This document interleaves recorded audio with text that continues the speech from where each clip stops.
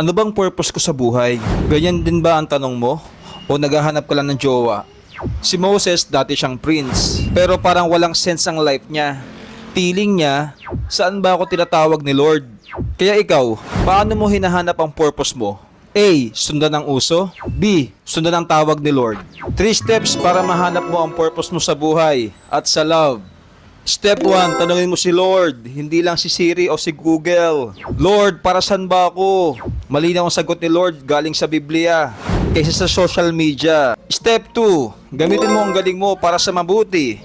Si Moses akala niya wala siyang kwenta. Yun pala, may mission siya. Ikaw din, gamitin mo ang skills mo. Hindi lang para magpa-cute, kundi para maglingkod. Step 3, maghintay ng tamang panahon. Si Moses hindi agad leader. Nag-training muna siya. Sa love life, ganun din. Hindi minamadali. Pinaghahandaan.